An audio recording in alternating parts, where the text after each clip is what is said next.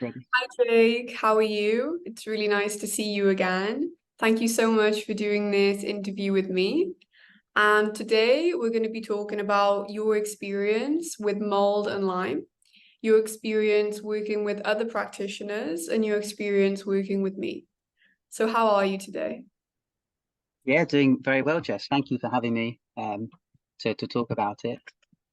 Welcome, my Um, pleasure. Where are you in the world? um, yeah, so I'm in Cornwall at the moment, which is quite nice actually. If you can imagine for healing, it's quite a nice, peaceful place. So I'm 26 at the moment. Just turned 26, I think like 3 days ago. Um, Your birthday.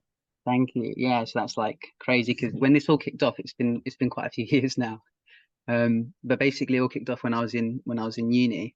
So I was like 19 at the time, and yeah, it was just I've heard this story by a few people as well. It was just like the uni accommodation wasn't like fit for purpose. It was like like damp and moldy. Although I never actually saw it, um, I started getting lots of symptoms, and at the time I was like a broke student living off like instant noodles, and I put on a lot of weight, and so I wasn't sure whether it was just related to my diet. Um, but all of a sudden I started getting like yeah, like very anxious, and I had like nasal problems, congestion, and I'm just very tired, and something just kind of felt like a bit off. Um, but it's one of those things like I didn't really know at the time. Um, it took like a good few months, and then I was like, okay, this is not normal. Um, So, you were bitten by a tick when you were younger, right? And then yeah. you were kind of okay. And then when you had mold exposure in university in the time you just spoke about, everything just kind of tumbled. Yeah, exactly. And I think it's exactly what you said. So I had the bullseye rash, I had the antibiotics, went and had a really good childhood, was very, very healthy. So I'm quite blessed because that could have been a turning point then. So I was lucky I had like another eight years after them.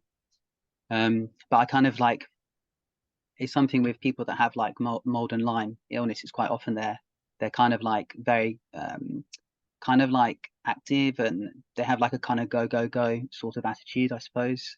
And my mum and dad's like that, so I was just kind of copying them, I suppose. And that I think that didn't help like the tick bite, and then leading up kind of on. Um, it was kind of like everything was building up to that point, and then when I lived in the moldy accommodation, all these symptoms started, which I was always healthy. Like I never had any sort of like health symptoms. Like I don't even remember being sick really, which I was really lucky. Um, but needless to say, I actually left college to go back home for the summer. I was studying abroad, and when I went back home, I was like, just on my own accord, I was like, I'm going to eat really clean because I put on all this weight. My mum didn't recognize me when I come back from school. And yeah, so I started like a gluten-free, sugar-free, dairy-free diet. And this was prior to having any knowledge of like functional medicine. That was just something that I don't know, like innately felt would be beneficial. And it's funny because that's kind of like how I live, and a lot of people I know don't, eat those kind of things as well.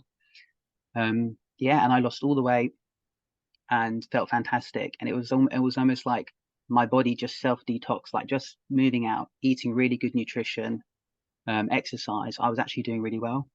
Had best summer I've ever had, and but I was still kind of like that. I was relying on stimulants. I wasn't sleeping very well. Well, I wasn't sleeping at all, like 3 4 hours, a night sometimes. Um, drinking a lot of alcohol, partying. So even if I was doing those health conscious things, there was a lot of bad habits going on. Um, yeah, and then I went back to school. Oh my God, that was yeah. Yeah, things got really wild basically from then on. So, how old were you when you were bitten by a tick? If we put some timestamps in place for everyone listening. Yeah, for sure. So it was 2010. Yeah, I was 11 years old. at the time. Okay. And then Hmm. did you feel that there was something like pulling on your immune system? Yeah, I mean, I was really good at bouncing back if I ever did get a cold, and so in some ways, no. But then I did notice when I was 16 that I had like a swollen lymph node. I'm touching it because it's still there, but yeah, I had like a swollen lymph node, and I was like, "What is this?" Because like, of course, you think the worst thing, like, is it like a tumor or something crazy? It wasn't. I went to the doctor, and he was really good. He just said it's a swollen lymph node, and your body's fighting something. And he said when it's finished fighting, it'll go away. So in essence, he was right. Just it looks like my body was kind of always keeping the Lyme at bay, you know. Um, Okay. And then when you went to university, you stayed in a water damaged building, right? And yeah, we all exactly, know water damaged building allows for mold colonization. 100%. And then your symptoms kind of started to happen around this time, started to exacerbate. Yeah, exactly. So I didn't have any, like, many symptoms. Had a really good summer and went back, and then should also mention I was staying in a basement. Um, Yeah. each time. So I basically lived in a basement, and all these buildings had, you know, mold issues, and that was like 2, 3 years I was living like that. Um, and it kind of showed in my symptoms because all of a sudden, every symptom I had got worse, and all of a sudden there were new ones, and it got to the point that people kind of realized because I would be in class and I wouldn't really sit at the back of the class. I'd be like somewhere in the middle, you know, not like too eager. I'm not at the front, not at the back, but like somewhere in the middle. And yeah, like I would fall asleep uncontrollably, like in class. And it kind of became like a kind of joke. Like the teachers and students would be like, "Oh, Jake's falling asleep again." So I think they were like I was doing all nighters or partying or something. Um, And this was in university, right? yeah, I was still kind of in denial about it. I was just kind of like, oh, like I'm tired, whatever. Like I was just like, what is, because I had so much school going on. I was working really hard for my studies to make sure I got like good grades and whatnot. So all my focus and energy was going into that. And then I started like having like intolerance to alcohol, and I became at the end of that year very quickly was misdiagnosed with hyperthyroidism. Um, Okay. So what were the symptoms that you were experiencing? Like if you can give us a day in the life of when you were like living in mold and you had Lyme. mm, yeah, totally. Yeah, no, I can do that. So I used to spring out of bed in the morning. So I was very blessed with, being like a early morning waking up kind of person. And all of a sudden it was like a struggle to wake up in the morning. I was like, this isn't like me. Like I would, turn off my alarm and lay in bed, and I was constantly tired. I had all of a sudden like major sinus stuff. Like I lived on Sudafed. I always had an infection, always had a cold, like some kind. Okay, so if you were to talk about your symptoms, if you were to talk about a day in the life of being in a water damaged building and being Mm-hmm. surrounded with mold and having Lyme, what would that look like? Mm-hmm. Yeah. So looking back, it was kind of wild because I used to be somebody who would wake up and spring out of bed in the mornings. All of a sudden, I would be kind of like it wasn't bedbound necessarily, but it was just kind of like I was glued in the mornings. I would really struggle to get up. Like I said, I was falling asleep in class, and I was living off like Sudafed, steroid nasal sprays for my sinus problems. Um, so yeah, like you said previously, like colonizing the nasal passages potentially. Um, so I was having to deal with that, and then the major thing that I really suffered with throughout the whole journey was actually like for someone who was never anxious, like major anxiety it brought me all the time. And it was kind of to the point that like I'll just be in my room by myself and have like a full blown panic attack for like no reason. So it was like very, very it was weird because I had this like hyperthyroid misdiagnosis, and I was put on medication for that too. But it didn't kind of click, like like it didn't click that that would cause all those kind of things. But like I said previously, I was working so hard in school, focusing on that, and I had, you know, like other obligations that I didn't really even have any time to kind of dedicate to my health at that point in time. Okay. So how were you misdiagnosed with hypothyroidism?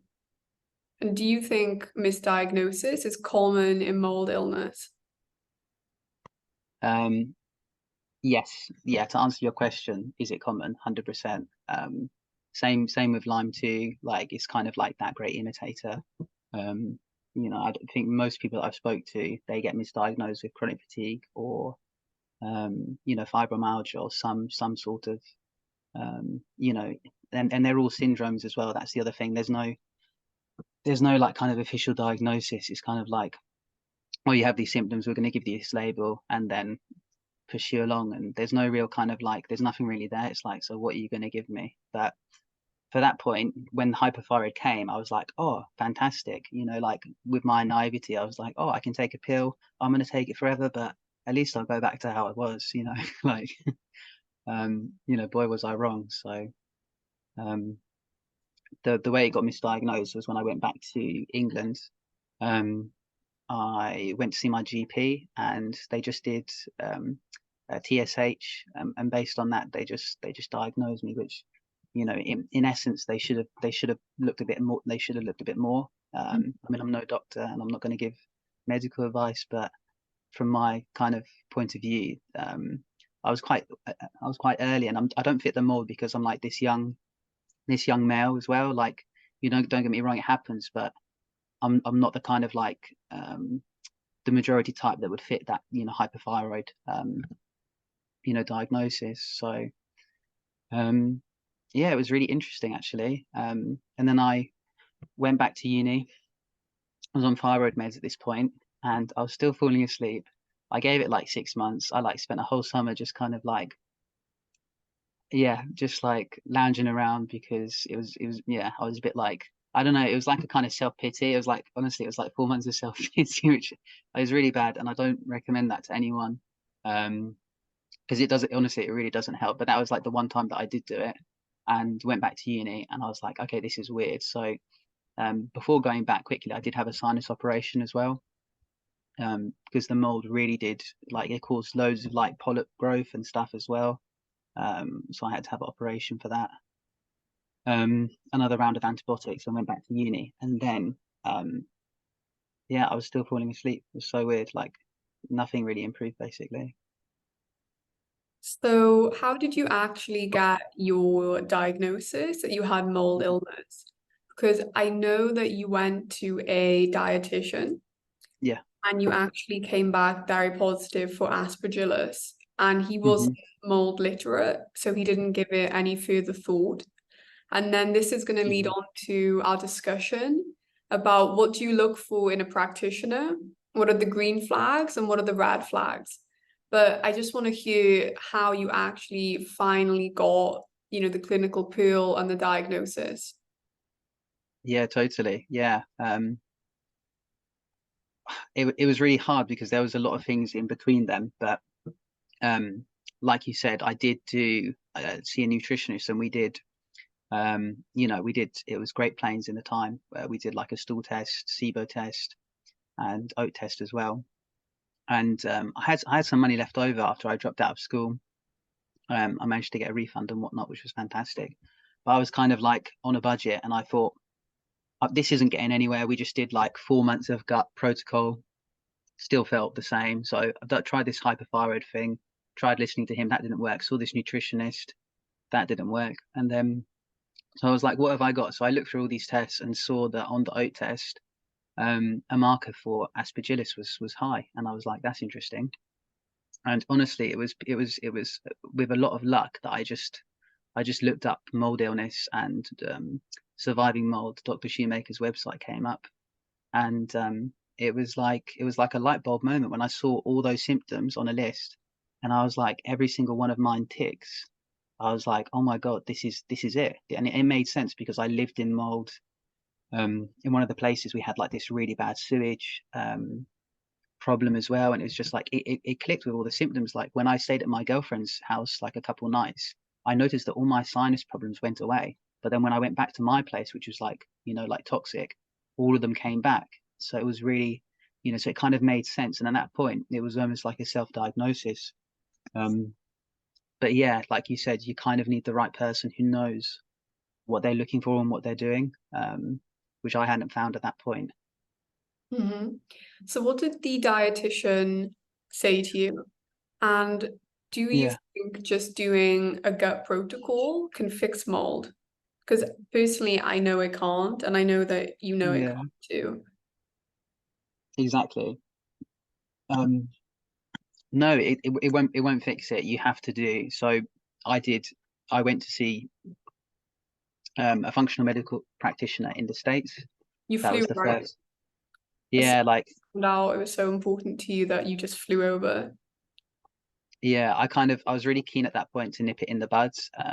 Not that this is like a quick process, but being so young at the time. So, and also I read all of Dr. Shoemaker's books. So, um, in between with that thyroid thing, quickly just to go back to that, I saw loads of doctors for that too to try and find out what was going on with that. And I bought a book accidentally on Amazon, and it was a functional book. It was called like Hashimoto's Protocol, and it showed that um, some of the things in there, I was like, okay, the doctors aren't talking about this. They're not like kind of addressing my symptoms. They're just playing with my thyroid doses, etc. So I was kind of looking at like alternative means and started basically getting a curiosity for functional medicine and started looking. Hence, I found Dr. Shoemaker's website, read his books, and I had an appreciation that the only real thing that can detox mold is like cholestyramine or Welchol, basically.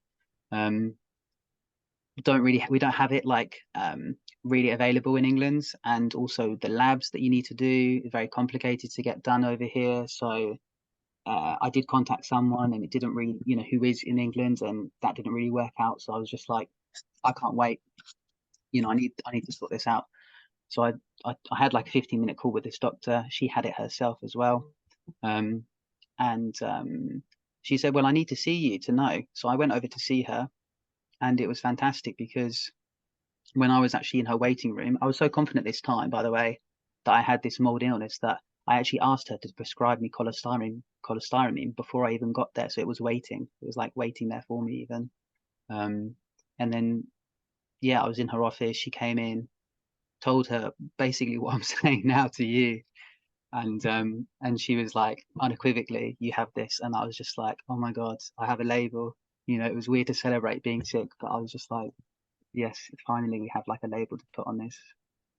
Um, yeah, and the cholestyramine she prescribed, and this is the thing, you need to know what you're doing, and like you need to work with someone who knows what they're doing, because if someone was left to their own devices, I mean, I've got a story about that too, where I've self-medicated and then ended up becoming quite sick. So with cholestyramine, I had a bad reaction, and I had to lower my dosage basically, and there was some prep involved. So there is some prep that you need to do in order to use it for a lot of people. And if you do get worse, and you only know about your mold, just test for Lyme. Stop the treatment and test for Lyme, because if you do get worse during the cholestyramine treatment, there is a chance that you have Lyme disease potentially.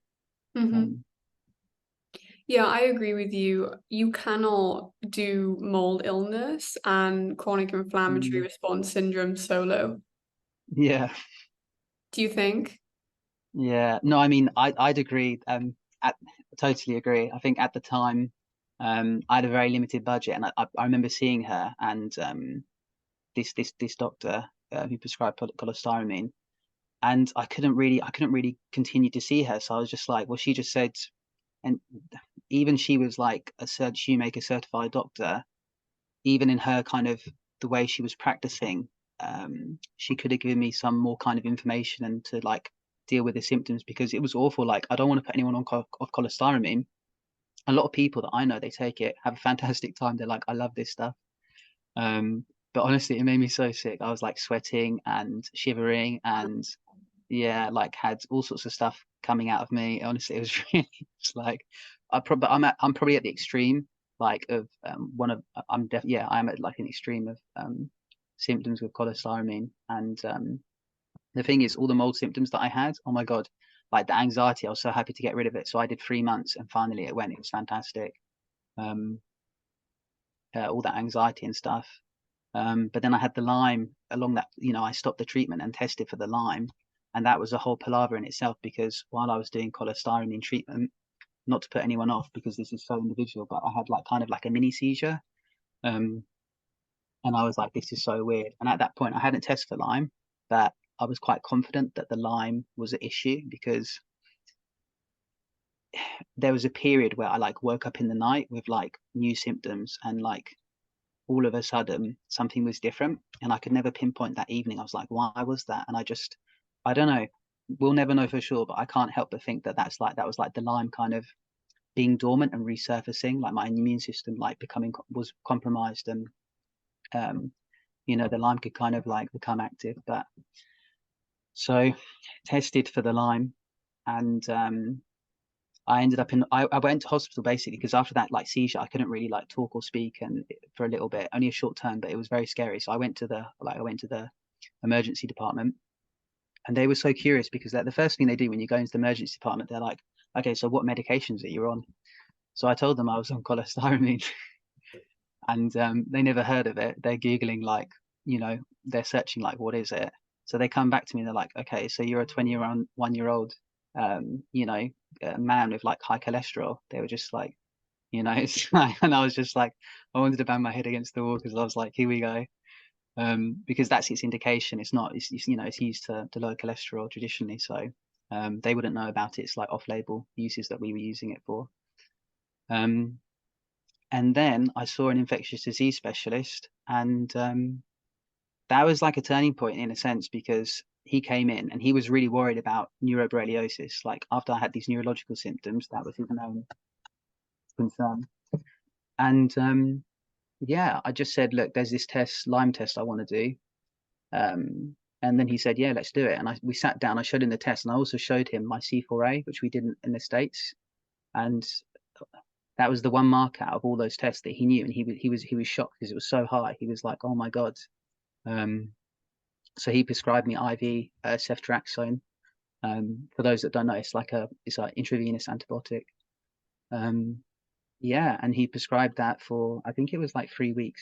He prescribed that for, which is pretty mad, pretty crazy. So you had a cytokine storm to cholestyramine because you had Lyme, right? Exactly.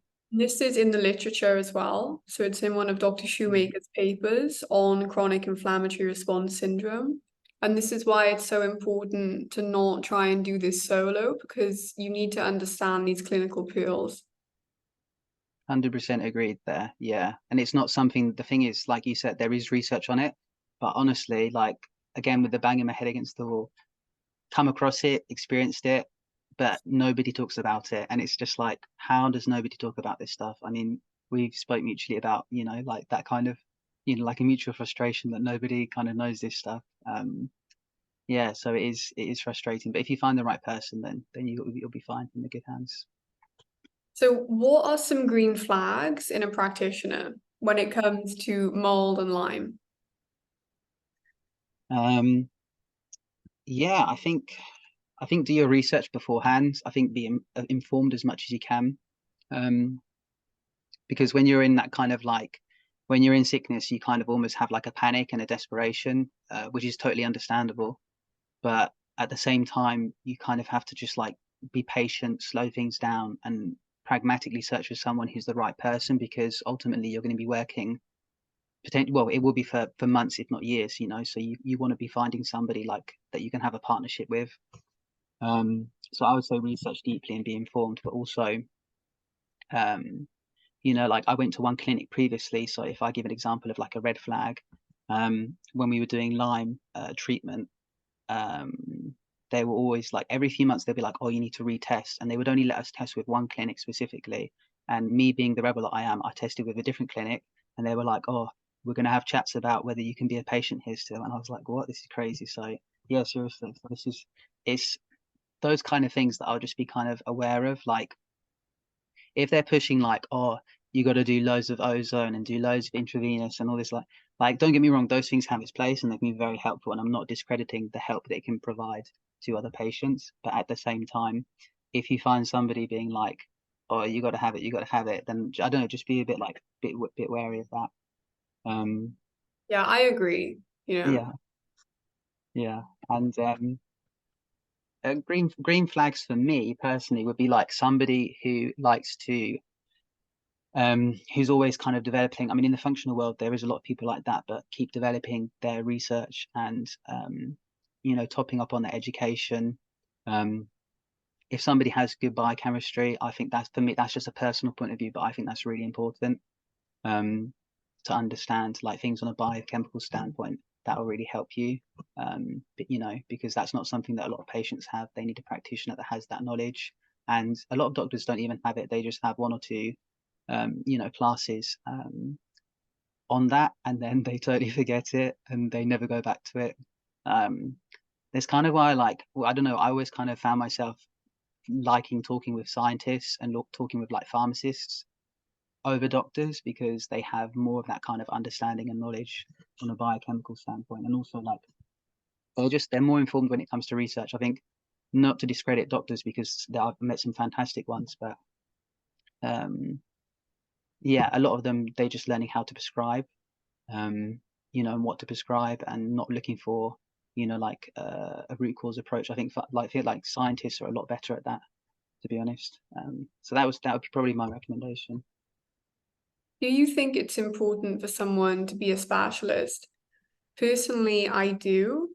I've seen Hmm. a lot of clients who have worked with standard naturopathy, and it's like working with the GP on something like mold, illness, and Lyme, and you really do need to see a specialist if you want to get fixed.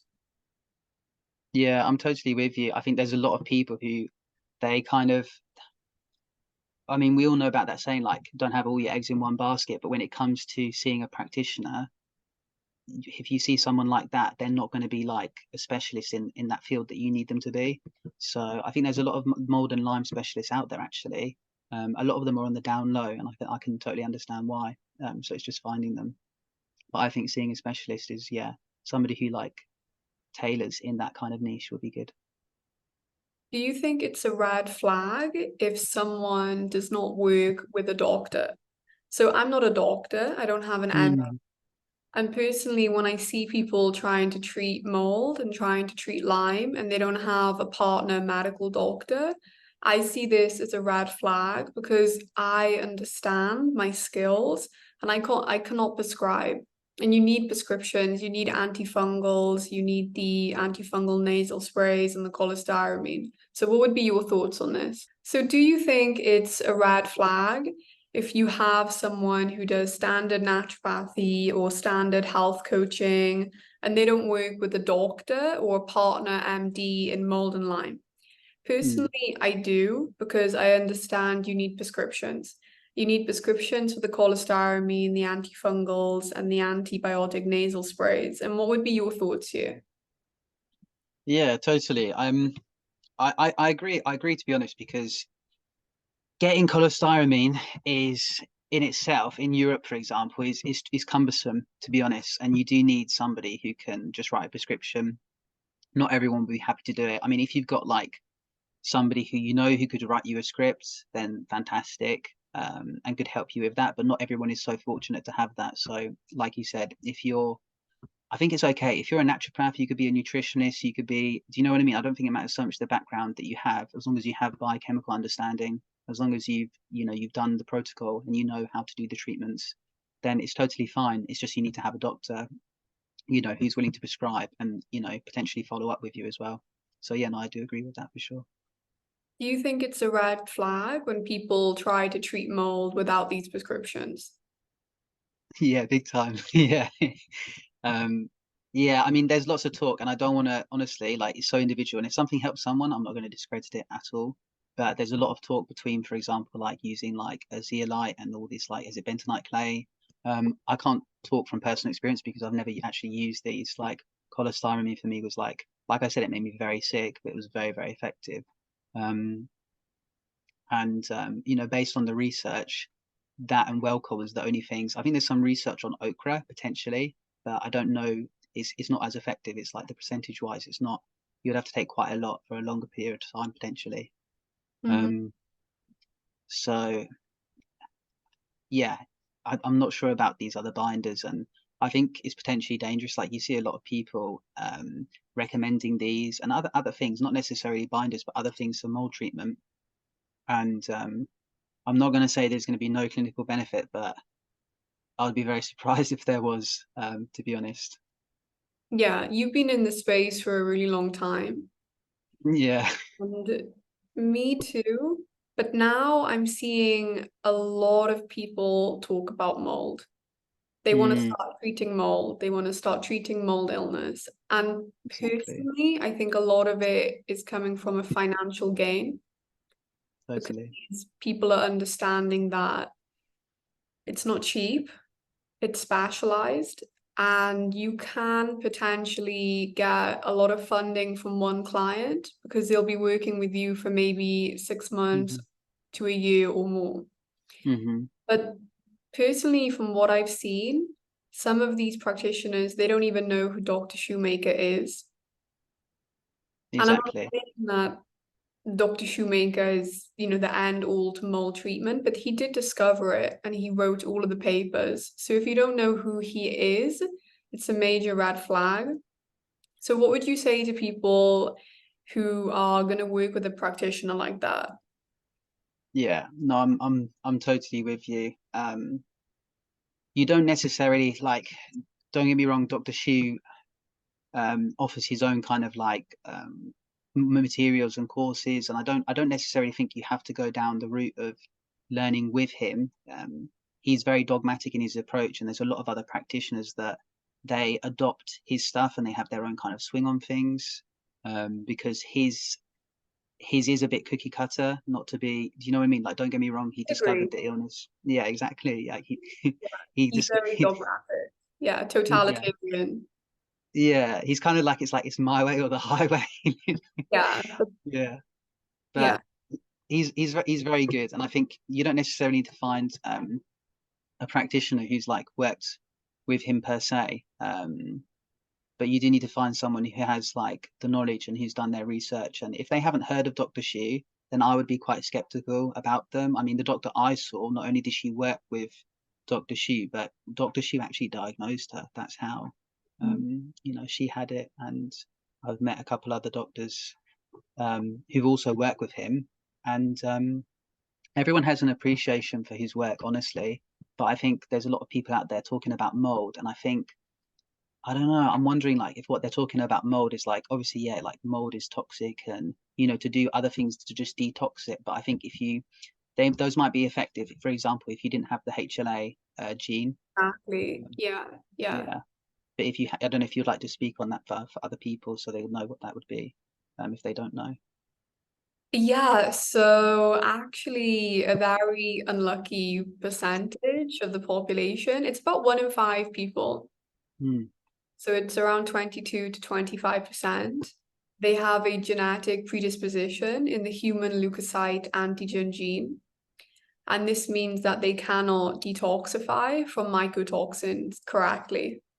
So me, I'm fine. I'm part of the Yeah. 78%, maybe some very light gut work and binders and vitamin C would work for me if I found mold and I was feeling a bit Hmm. down. But for someone like you and, Jake, you Hmm. have the 22% HLA gene. So for you, it's not just a detoxification issue anymore. It's chronic inflammatory response syndrome. And I'm seeing a lot of people talk about mold, and I think they're just talking about it on a very superficial level, Hmm. where, yes, if someone doesn't have the HLA gene, the protocol might work. But for me, it's so important that you stick to the clinical standard because mold does ruin lives. We're in the community, lots of people in the community because you're in a lot of Hmm. forums and discussions. And it really does ruin lives. And it's a disservice to just jump on the bandwagon at this point and try to treat people. Yeah, no, I think you articulated that really well, Jess. There is definitely a differentiation between having that gene mutation and not having it. And like you said, I'm one of those.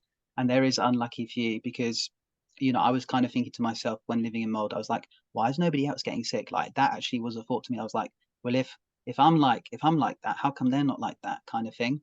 And it does happen in families and in couples. If somebody, for example, one has it and the other one doesn't have it, Dr. Hughes talked about it in his books as well.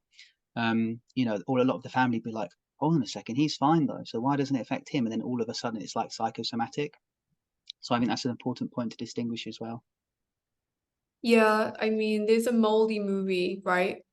Yeah, so good. Sorry. Moldymovie.com, and Dr. Yeah. Shoemaker is in this movie. And they actually talk a lot with the survivors of mold. And they say, you know, there was five of us living in the home, and I was so sick, and my Yeah. family didn't believe me. Mm-hmm. Exactly that. Yeah. And it is quite sad to see the stories, but I would recommend that documentary, not just for the patients, but it's kind of like family members and friends, if they're willing, if they're open-minded enough to watch it, then that will help explain because it does talk about the gene mutation. It talks about how the illness affects individuals as well. Um, from me, what I got from that documentary was how it affects your emotions because I was very confused at the time. I'd get very angry, very frustrated. And if I wasn't angry, then I'll just be numb and emotionless. That's what my girlfriend at the time called me. Um, so yeah, and that movie explained how it affects the brain and in particularly the amygdala. So it's very important to know that it's actually not you. Like it's not you feeling. Do you know what I mean? Like I was never that type of person to feel like that. And yeah, when I saw that, it was a sigh of relief, not only to know that I have this diagnosis, but also that those kind of symptoms is like it's kind of like they're there as like a part of this kind of like bigger sickness, if that makes sense. Um, but yeah, highly recommend it. Well, Jordan Peterson's daughter had mold illness, right? Like she Yeah, was diagnosed chronic inflammatory response syndrome. yeah, quite recently. Yeah, she's been quite public about it as well. Mhm. You know, the number one Google search for mold illness is Mhm. mold illness real? What's that one? Sorry, what modus? One Google search Oh, is really? mold illness real? That's crazy. That's Wow. crazy. That's crazy. So people are aware, basically. Yeah, I think it's becoming more mainstream. I think when I was going through it, don't get me wrong, and the only reason I'm saying this is for other people to appreciate that it's not only you. And I think the forums can be good in the sense that it brings like-minded people together. I think I'd only take a pinch of them because it can be quite, there is a lot of like kind of cynicalism in those groups. So I think just take it as much as you can. Um, but in terms of like family and friends, like you will get a lot of like weird looks. Like people will look at you and be like, "What?" You know what I mean? Because it's not mainstream. Like I don't want to compare to other specific diseases, but there's lots that are super mainstream, and you could think of so many. You could be like dementia or cancer, and I'm like, I'm not going to discuss the symptoms and how in a comparison or what have you, because that wouldn't be fair at all. But I think those illnesses are very mainstream, but they're also very, very profitable for pharma companies. And when it comes to mold and Lyme, they're not profitable, and as a result, I think they're not mainstream. Like there isn't this kind of awareness about it. There's no giant charities kind of rooting for us as much as there is for the other. Of course, there's also I feel like there's less of us potentially, but to be honest, there's so many more now. It's crazy. Like there's so many more of us now, and without going on too much, if you think about this, like long COVID as well, they also have a similar kind of stigma, and I think that's helped bring a bit more light to this kind of like long haul Lyme potentially situation as well. I still don't think there's much being offered, but I mean, um, yeah, we'll see. We'll see what the future holds. But mold illness, it's curable, right? We know this. Yeah, totally. Yeah, totally. Yeah. And when I work with people or when I start to work with people, I feel like there's a big misconception in their mind as to Hmm. how long it's going to take them to finish this. So that's one of the first things people will ask me. Well, how long is this going to take? For me, it's really hard to actually answer this. But if you do have chronic inflammatory response syndrome, you do have mold illness, it's at least 6 months to a year. Yeah, no, I'm totally with you. And for anyone who's hearing that and feeling very discouraged, I think there's so many there's so many bad things that come with the Lyme and mold, situation. A lot of these things go together, but there's a lot of things, like kind of like fantastic lessons and things that you learn, and you make good friends along the way. And one of those things is just like learning to be patient, and that is something that I do recommend very quickly. I mean, in the beginning, you like there's some people are like, oh, I need to get better, like like I need to do this, I need to do that, and like very kind of like you could be even say demanding, quite adamant. And I actually that kind of like I've learned from my own mistakes. Like I basically self-inflicted, self-medicated myself and made myself like bedbound for like 3 months, so like, and because I was going that approach. So take my advice and really just like low and slow is the best way. Like if the dosage is like, I'm not gonna like, this is not a recommendation, but even doctors mess this up where they recommend, like, for example, cholestyramine, like I said, a really big dose. Like it would have been better to just go even lower and even slower, to be honest. So I'd recommend that. Be patient. Yeah, I agree. So personally, I think you can begin to see results at around 3 months. Mhm.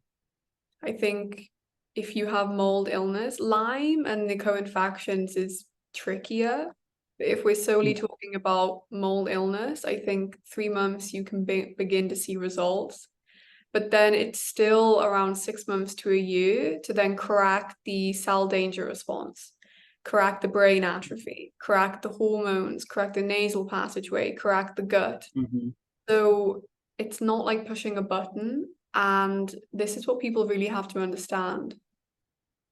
Totally. No, that was like music to my ears, to be honest. It was really nice. Yeah, you articulated that super. It was just like you said, and also with going back to the cholestyramine quickly, it's just like I feel like some people might think like, oh, the more I take of it, the quicker I'll detox. Like that might actually be a rationale for some people. And believe me, it was probably mine.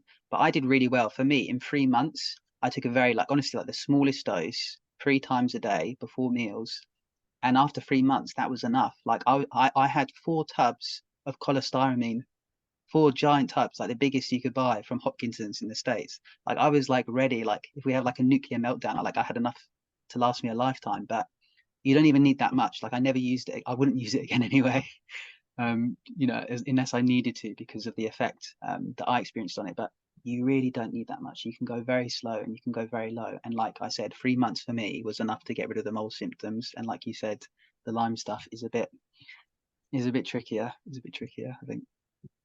Yeah.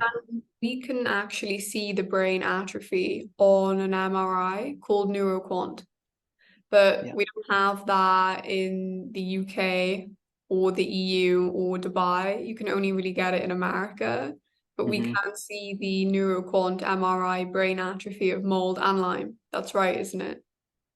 Totally. Yeah. I mean, with the amount of patients that we have in Europe now, suffering from Lyme and mold, we should definitely look at like setting up a little side business or something to do these Yeah. neuroquant scans. um, but yeah, you can see it, which is really crazy. You can see it, and I'm like one of those people who's I love looking into like how the brain immune cells, these glial cells, become reactive. To mold, and it explains a lot of symptoms actually. Because I mean, there's some fantastic people who do this research, and I just kind of read it and I'm like, wow. But with the mold, they kind of like they become active, and it's almost like they stay primed. So like if you go into re-exposure and like if you're one of those people who, which I was by the way, if you go into moldy building and you suddenly get pins and needles and all these weird multiple chemical sensitivity as well, a similar kind of spect, you can just imagine these immune cells in your brain. And there's a doctor called Dr. I think it's Dr. Ackley. Mm. You remember, yeah, she talks about the brain being on fire, and I was always like, what does she mean by that? But if you realize that these immune cells are actually on fire, um, to the point that you can actually visually see it, is crazy. And but there is some really good, if you know what you're doing, there's some fantastic treatments to help that. Um, Well, we've got those going, haven't we? We've got those all running. yeah, we're doing pretty well. I'm quite pleased at the moment. Yeah.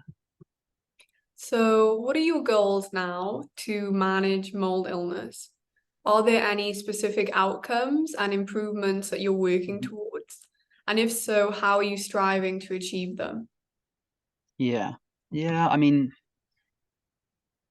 after the it's been like 5 years now, which is crazy to think, since actually like getting a diagnosis of sorts. Um, and I've just spent those years kind of like getting rid of the mold, but then also like learning about it all to kind of pragmatically execute like a treatment plan of sorts. Also finding the right practitioner has been quite tricky some as well. So I'm really glad that we got connected. Um, Me too. yeah, and yeah, so ultimately it'll be nice to to do something in this space because yeah, and I don't know, we'll have to see whether it's like if I go back to uni and become a practitioner or what have you, will be fantastic. But ultimately, to help other people will be fantastic. And um, getting there, I just want to say like the first thing to do is definitely move out of the mold. Like we didn't say that, but you kind of Or, you have yeah, yeah you have to move out. you have to. Yeah, I Yeah, get a lot of people inquiring and they tell me they're still in the moldy environment. And I yeah, say to them, look, it would be a disservice if I took money from you, if I started treating you, because how yeah. can I do this when you're still in the inflammation? Exactly. Yeah, it's exactly that. And so moving out and then taking CSM is the first steps. If you don't have Lyme or Bartonella or any of these other tick-borne stuff, there that's the thing. Just quickly, also, just to say, when I was sick, I was looking like, what's the one thing that's causing this? What's the one medicine I can take? But it wasn't one thing. It's like multiple things. So just be aware of that. A lot of the times it is. But if it is, if you're like, I don't want to say like you're blessed to just have this like mold and just have this one thing, but if you are fortunate enough just to be able to take CSM and get that much relief that you can like, for example, work and do all the things that do be quite active, that's fantastic. But then the stuff that really helped me that I'm looking to use further is like anything that really helps kind of the cell because of what the mold does to it. Um, Lyme too. So I mean, we spoke privately about how it kind of damages the cell.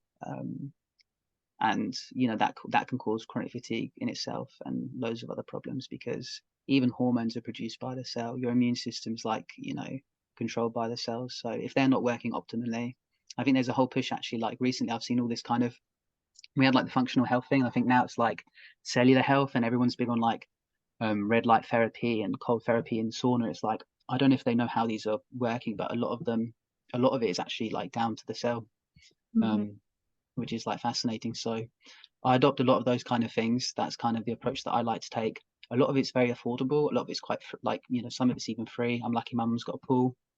So I just had a dip this morning. Um, Lipid therapy we spoke about, which is fantastic. Love those kind of things. Ketones, I'm fanatical about, like big time. Um, and then more recently, in the past year, is peptides, which I think is really important. I know, you're quite passionate about those as well. Um, yeah, I mean, did you want to speak about how they, because there's a whole topic really. I mean, that's a podcast in itself, like how they can be used for mold illness is quite interesting, isn't it? Yeah, peptides are really amazing. Yeah. I think when you're working with mold, it's always better to get to know the individual. You have Mm-hmm. to stand after you have to understand if they have multiple chemical sensitivities, how sensitive they are, do they have gut issues, who is the person. Yeah. Then you have to put them on like a preparation program for at least four Mm-hmm. to six weeks. Then you actually start on the mold. After you've fixed the mold, then you work on everything else. But I've worked with some clients and they just have mold. And what they had done is basically normalize the state of illness that they were in, which I think is really common. So they just normalize the fatigue, they normalize the low testosterone, they normalize the brain fog. And they kind of know that something's not quite right when they have Mm-hmm. these significantly bad days. But when they come to me and we find mold, they're absolutely shocked. Yeah. Yeah. I feel like you're totally right. I feel a lot of people, they're kind of, they don't want to almost believe it. They're almost like in denial about it. And I was probably like, I'm not going to lie, I was probably one of those like for the first year as well. Um, Yeah, and then when you see it on a test, like on a lab result, because like the seeing is believing almost, then you're like, okay, this is real. and then you want to get on top of it. And I feel like if you're that sick, you kind of try almost anything. Like, you know, there's so many treatments out there, and we've all kind of tried all sorts of stuff. Um, yeah, I think peptides specifically, like in terms of like what the damage, if you have Lyme, just for others, like if you can work with someone who knows about peptides, Jess is very well versed in those. We talk about them quite often, which is like great because it's a fascination of, mutual fascination for us. Um, but yeah, a lot of like the hormone disruption and like you make the peptides that are like low that you have anyway, like mold, just honestly, it's like it just screws them up so bad, and like you wouldn't know unless you know, kind of thing. And it's like if you because a lot of those steps you can't actually fix unless you've eliminated the Lyme, and that's like a few years. And those hormones and peptides are so important for the immune system, so you can actually take them, like you can kind of supplement with them basically, which is something I'm so looking forward to doing. Honestly, I actually cannot wait. Like I'm so excited. um Like the yeah, neuroregulatory VIP, alpha MSH, those ones. exactly. Yeah. Yeah, the ones Yeah. that are all low. Yeah. So, Yeah. lastly, what has been your experience working with me? So, I want to hear the story of how you found me, how, you decided to work with me, and how you feel it's been going so far, and why we Hmm. decided to work on this together for a whole year. Yeah.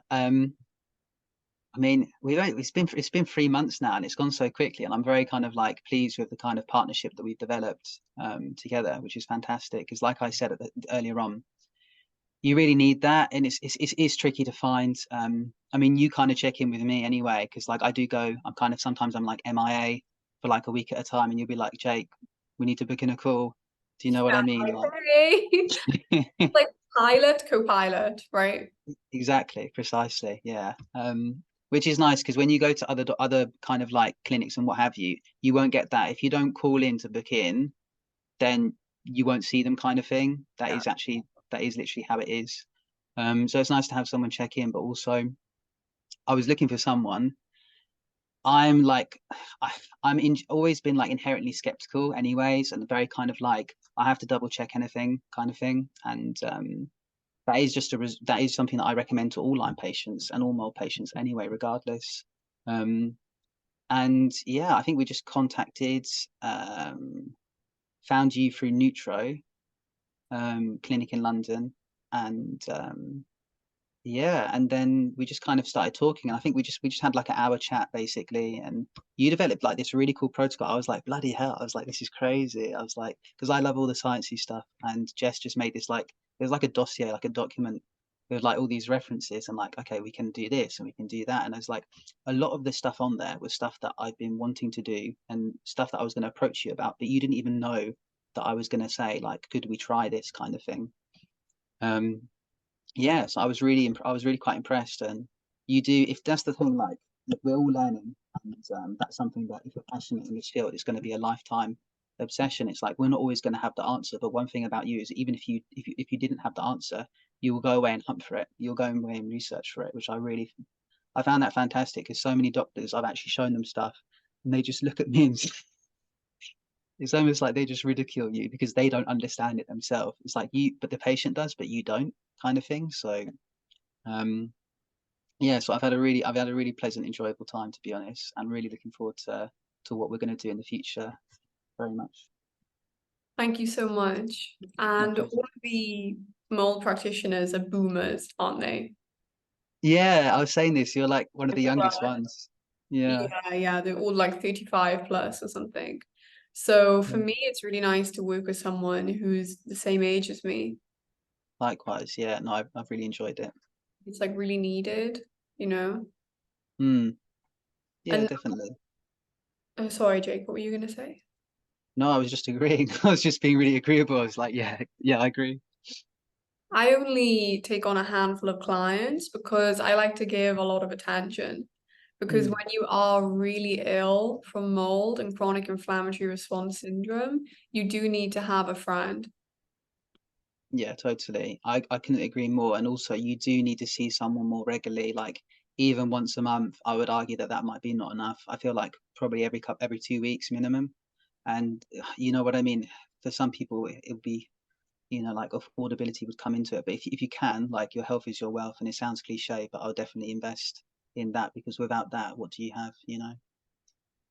Yeah, I mean, working with mold, it's not cheap. No. And that's just a reality. Yeah, the same with Lyme. I mean, all this stuff too. My last practitioner, one of my nurses, she said, "It's a rich man's disease," and I was like, I was like, you saying that to like a broke student over here? I was like, Lyme is trickier, but at least with mold, if you put your full dedication in, you work with someone who's capable, there is exactly. a cure. You will come out the other end with mold. Yeah, totally. No, I couldn't agree more. And like I said, with these like peptides that have emerged, then you can get really far. Honestly, like there's so much medicine out there. Like, it's actually filled me with so much optimism. Like, there's so much stuff out there, and I think about this on a daily that we have to utilize. And it's not just about what kind of treatment. It's like when to use it at the right time as well, which a lot of people Ah, don't know.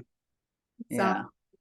There's yeah, so it many is. techniques and so many pulsing techniques, and you have to use this at this dose. For example, I wouldn't, if my car broke down, I Mm, wouldn't try to fix it myself, right?